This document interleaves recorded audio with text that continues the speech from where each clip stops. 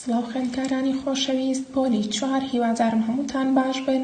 لەگەڵم بن لە بابەتی کۆمەڵایەتی لە بەشی مێژوو لاپەڕە 55 باسی شارەدێرینەکانی هەرێمی کوردستانەکەین. یەکێک لە شارەدێرینەکانی هەرێمی کوردستان بریتیە لە هەولێر و هەروەها کوردستان وڵاتێکی دێرینە واتە کۆنە کە چەندین شاری کۆن و مێژووی ئەگرێتە خۆی.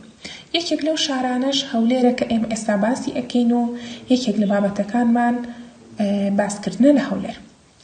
باسێکی هەولێرەکەین بە کورتی ئەڵێن شارێکی دێرینی کوردستانە، وتمان دێرین واتە کۆن، ئەکەوێتە دەشتێکی فراوان. بۆ یەکەم جار لە مێژوو ناوی ئەم شارە لە نووسینەکانی پاشایەکی سۆمەری لە ساڵی 2000 پێشی زاین بە ناوی ئۆربەلیم هاتووە، کەواتە هەولێر بە ناوی ئۆربەلیمەوە هاتووە پێش 2000 ساڵ. و هەروەها دەرکەوتنی شارستانێتی ئەم شارە دەگەڕێتەوە بۆ 6000 ساڵ پێش ئێستا. هەولێر گەلێ ڕووداوی گەورەی بەخۆیەوە بینیوە، گەلێ ناوداری تێدا هەڵکەوتووە کە خزمەتی شارستانێتی و مرۆڤایەتیان کردووە. ئێستاش پایتەختی هەرێمی کوردستانە.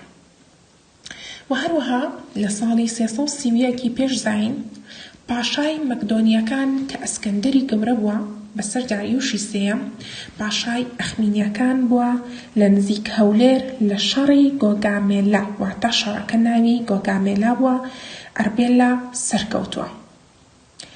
ئێستاش سێری هەولێر بکەن بزانن ئەکەوێتە کوێی کوردستانەوە لەسەر نەخشە بۆتان دەستنیشانەکەم و هەروەها چەند ڕسمێکی شاری هەولێرتان بۆ دادەنێم کە یەکێ لە شوێنە بەناوبانگەکانی هەولێر قەڵای هەولێرە. و هەروەها باسی شارێکی تری کوردستانەکەین کە ئەمیش یەکێکە لە شارەدێرینەکانی کوردستان، ئەویش کەرکووکە.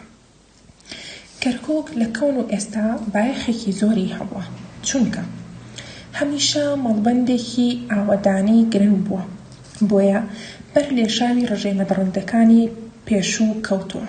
دانیشتوانەکەی کە زۆربەی کوردن و بەر دەرکردن و گواستنەوە بە عەرەبکردن و ئەنفالکردن کەوتووە.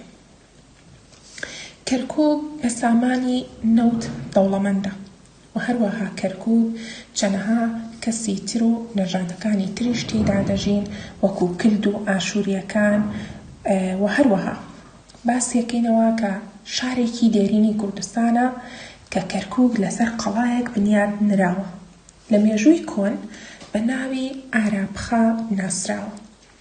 ئەم ناوش بۆ یەکەمین جار لە سەردەمی پاشای بابلی هاموڕابی ناوی هاتووە، ماوەیەکی زۆر پایتەختی گۆتیەکان بووە.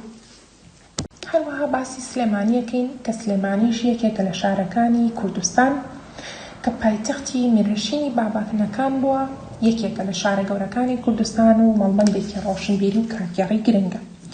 و لە سلێمانیدا گەلێک شاعیر و کەڵەمێردی ناوداری کوردی تێدا هەڵکەوتووە.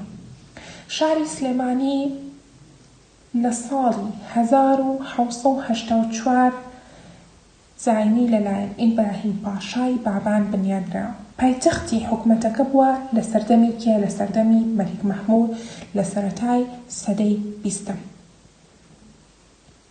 ئێستا چەند پرسیارێک لێرەدا دروست دەبێت. شاری سلێمانی لە دوای کوێ بووە بە پایتەختی میرنشینی بابان؟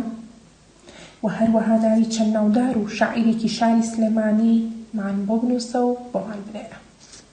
باسی ئامێدی ئەکەین بە کورتی. ئامێدیش یەکێکە لە شارەدێرینەکانی کوردستان کە ئەکەوێتە سەربانێکی بەرز ماوەیەکی زۆر قەڵا و پایتەختی میرنشینی بادینان بوو. شاری ئامێدی پاشماوەی چەندین شوێنەواری مێژووی کۆنی تێدا ماوە، وەک دەروازەی شار و مزگەوت و خوێندنگە ئاینیەکان و هەروەها ئەمەش بەشێکە لە وێنەی شاری ئامێدی.